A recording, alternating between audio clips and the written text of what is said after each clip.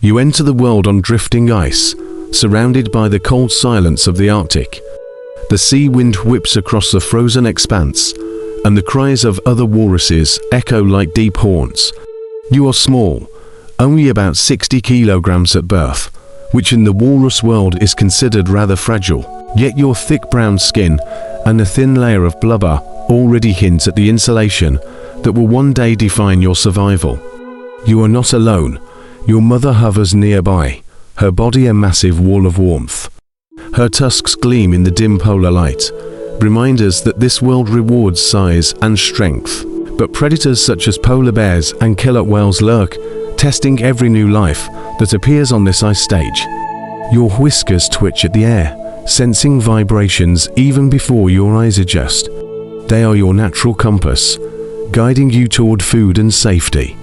The Arctic has no patience for hesitation, and from this very first moment, you must learn that survival here is neither promised nor gentle. From your very first breath, survival lessons come swiftly. You cling to your mother, both for warmth and for sustenance. Her milk is rich, thick with fat, and contains up to 30% of the energy you need. Each gulp builds the blubber layer beneath your skin, your true armor against the Arctic chill. During these early days, you rarely leave her side. When she slips into the water, you follow, awkward at first. You are not born a natural swimmer, but instinct and necessity push you into the icy depths. At first, you paddle frantically, your movements clumsy and uncertain. Gradually, you learn the rhythm of the flippers, how to glide rather than flail, and how to surface smoothly for air. The sea is a living classroom. You learn to identify the faint vibrations of clams buried beneath the seabed, guided by your highly sensitive whiskers. At this stage, you are not hunting yet. Instead, you watch your mother dig into the mud with her tusks and feel the echoes of her movements through the water. Your brain is quietly building a map of survival techniques, but dangers are constant. A polar bear prowls on the ice edge, watching for stragglers. When your mother senses the threat, she bellows a deep call, and the herd responds, pressing together in a wall of flesh and ivory. You are buried in the safety of the group, your small body hidden beneath adults who understand that unity is the only true defense. Even among your peers, life is not without risk. Calves jostle for better access to their mothers, and aggression can flare. A shove too close to the edge could mean icy water before you are ready. Each day, survival is a balance between clinging tightly to your mother and daring to practice independence, knowing the Arctic does not forgive mistakes. One morning, hunger stirs inside you in a way it has not before. Mother's milk is still nourishing, but the pull of the seabed below is irresistible. Your whiskers quiver, sensing tiny disturbances where prey hides. This will be your first attempt to feed yourself. You dive, your body trembling with both fear and excitement. The water envelops you, colder than air, but familiar now. You press your face against the sandy floor and whiskers fan out like a living radar. There, beneath a thin layer of silt, clams lie buried. You dig clumsily with your small tusk buds, not yet sharp, but your lips prove more useful. Walruses are suction feeders, and you test this by creating a vacuum with your mouth. With a sudden pop, a clam is pulled free. At first, you do not know what to do with it. You fumble, turning it awkwardly. Then instinct takes over.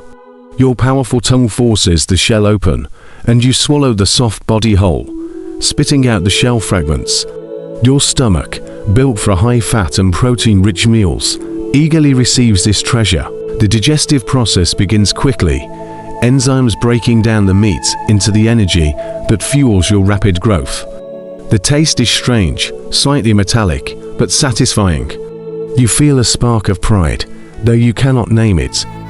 Hunting may not involve sharp teeth or stealthy chases, but suction feeding is an art form of its own. Later, you watch your mother inhale dozens of clams in a single dive, and you realize your journey toward efficiency has only just begun. There are setbacks. Sometimes you misjudge and end up with only mud. Other times a clam proves too deep, but each failure sharpens your skill. Your metabolism, designed for intense cold, converts each successful meal into thickening blubber, your currency of survival in the Arctic. You surface, spraying mist from your nostrils, triumphant with your small victory. The Arctic sky greets you with muted light, and though predators still prowl, and ice shifts unpredictably, you have taken your first independent step into the walrus way of life. Your body begins to change faster than you expect. The soft calf that once hid beneath its mother's bulk now stretches longer, heavier, and more confident in the water. Your skin thickens into a leathery armor, sometimes covered in patches of scars from scuffles with others in the herd. Beneath it, the blubber grows layer upon layer, sometimes more than 10 centimeters deep. It is more than insulation. It is stored energy, a savings account for leaner times. Your tusks, once no more than small buds, begin to lengthen. They ache at first as they push through the gum, and you clumsily drag them through the mud while feeding. Yet these ivory spears are more than decoration. They will one day help you climb ice, defend yourself, and command respect. Along with tusks, your senses sharpen, your whiskers thicken into stiff bristles, capable of detecting the faintest stirring beneath the seafloor. Your lungs, once limited, expand to hold more air, letting you dive longer than before. You discover the odd pleasure of holding your breath while gliding through the green gloom, searching with patience rather than panic. But growth invites challenge. Adult males loom like mountains around you. And though you are not yet a rival, their occasional shoves remind you of the hierarchy. And then there are predators who are never far. Killer whales dart below the ice edge, their sleek bodies circling like shadows. When one makes a move, the herd erupts into chaos, diving and pressing together. Your body trembles, but survival instincts guide you. Stay with the group, stay hidden, and surface where others shield you. One season, the sea proves stingy. The clams are fewer, the water colder, and storms break apart the ice floes where you once rested. Hunger gnaws at your belly. Your blubber thins as your body dips into its reserves, slowing your movements, conserving precious energy. You drift for long stretches, heart rate dropping, metabolism slowing as your body fights to stretch each fat cell into fuel. A fever strikes, leaving you sluggish, and you are forced to remain in the water, floating passively while the herd moves on. Yet luck favors you. A break in the storm clears the waters, and your mother's return brings food and warmth. Instinct urges you to push through, and you do. You recover slowly, each breath of the icy wind reminding you that life here is always close to the edge of loss. With recovery comes the weight of adulthood. You now measure over 3 meters, your body surpassing 1,000 kilograms. Your tusks gleam white against your wrinkled hide, stretching long enough to mark your place in the herd. The changes in your blood and hormones are undeniable. The time of calm grazing gives way to bursts of aggression, your body flooded with the drive to compete. Other males notice, and they do not hesitate to test you.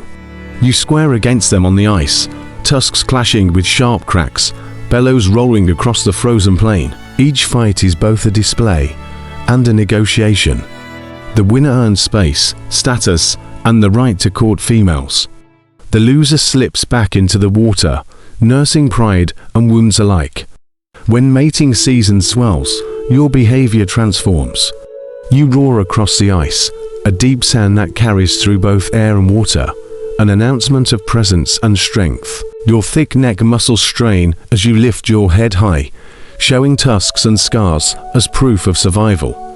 Females swim close, assessing not only your size, but also your persistence. Rival males challenge with splashes and thrusts, sometimes dragging each other into the water in violent duels. Though the battles are fierce, they are rarely fatal. Strength is measured in endurance, and displays often settle the matter before blood is spilled. Through these trials you learn that adulthood is not merely about size or tusks, but about resilience. Territory is fluid on the ice, shifting as fast as the flows themselves. What remains constant is the pressure to prove yourself again and again, to balance ferocity with the patience needed for survival. The Arctic never stops testing you, And each season you emerge a little tougher, a little more scarred, and a little wiser in the ways of the walrus world. The call of reproduction becomes impossible to ignore. Your body is heavy with strength, tusks long and curved, and your chest resonates with low songs that ripple through the cold Arctic waters. These songs are not mere sounds. They are deep, complex vocalizations that travel far beneath the ice, carrying your identity to any female who might be listening. You swim tirelessly, your massive frame gliding among floes, ice scanning for receptive females. When you find them, your behavior shifts from aggression to persistence. You circle slowly, raising your head high above the water, tusks gleaming. You blow bubbles, splash, and produce clicks and bellows, a performance that only a walrus could consider graceful. Some females glance indifferently, others linger. Courtship here is not delicate, but it is deliberate. You must prove both strength and stamina. Rival males approach, and once again your tusks clash, ivory scraping with echoes that sound like breaking ice. Blood sometimes stains the water, but rarely does death follow. These contests are declarations, not executions. Victory means the chance to pass on your bloodline. When mating succeeds, the process is brief but powerful. Inside the female, a remarkable adaptation unfolds. Her body delays the implantation of the fertilized egg, a strategy known as delayed implantation. This ensures that the calf will be born in the right season, when ice and food are abundant. After a long gestation, nearly 15 months, a new calf will arrive on the ice, tiny by walrus standards yet already heavy enough to withstand the Arctic chill. If you remain close, you may hear its first cry. Mothers guard their calves fiercely, nursing them with milk rich in fat, just as your mother once did for you. Fathers, however, step aside. Your role is to defend territory, not raise young. The cycle ensures that each calf learns survival from its mother, while the males continue their endless contests on the ice. Time passes, and you feel the weight of years press into your thick hide. Your tusks, once sharp and imposing, are worn and cracked. Scars cover your body, each telling a story of battles, storms, and escapes. Your movements are slower, diving less daring, but your presence still commands respect within the herd. Younger males test you, and though your responses lack the vigor of youth, your size and history often still hold them back. Yet the Arctic is merciless. One day, you rest on a thinning floe, the sun setting low across the horizon, casting golden light on endless ice. Your breath is steady, your body tired. Around you, calves cry, mothers nurse, males bellow. The world continues, indifferent yet eternal. As the night settles, you close your eyes. The cycle has come full circle. A calf somewhere nearby is discovering its whiskers, its first clumsy swim, its first clam buried beneath the mud. Your life, with all its victories and losses, becomes part of the rhythm of the herd. The Arctic does not remember names, but it remembers survival, and in that memory, you remain.